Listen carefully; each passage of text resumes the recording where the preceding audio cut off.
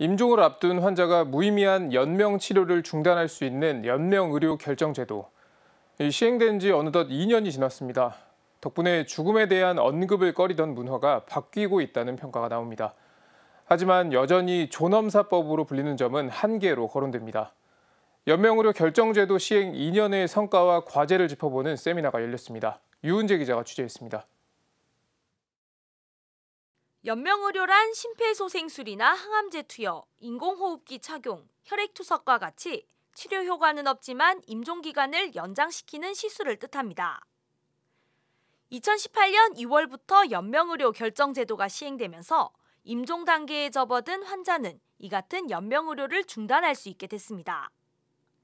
의학적으로 무의미하고 환자도 원치 않는 경우 존엄하게 삶을 마무리할 수 있도록 돕는 것이 목적입니다. 법 시행 이후 지난 2년 동안 9만 8천 명이 연명의료 중단을 통해 죽음을 맞이했습니다. 연명의료 계획서 작성자는 4만 2천 명을 넘겼고 사전연명 의료의향서 등록자도 61만 명에 이릅니다.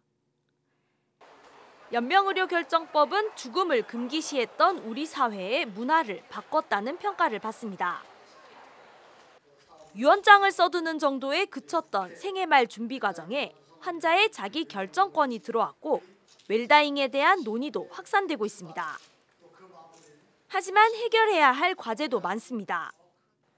여전히 존엄사법으로 불리면서 죽음을 선택할 수 있는 제도로 오해하는 국민이 적지 않습니다.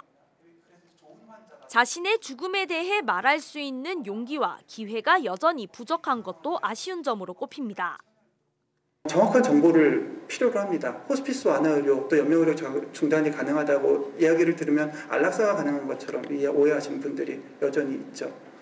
또 생애 말기라고 하는 말, 또 연명의료라고 하는 이런 낯선 말들, 평소에는 생각하지 않았지만 결국에는 들어야 되는 이런 말들을 급하고 쫓기고 두려운 상황에서 들어서 이해해야 합니다.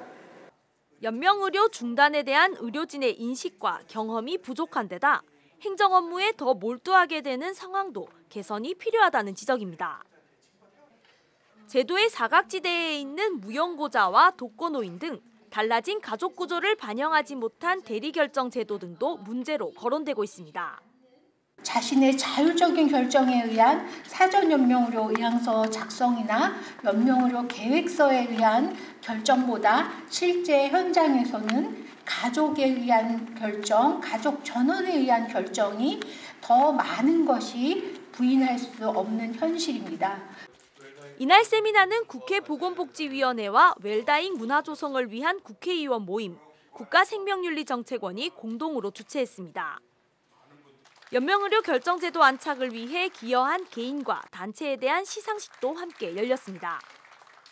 CPBC 유은재입니다.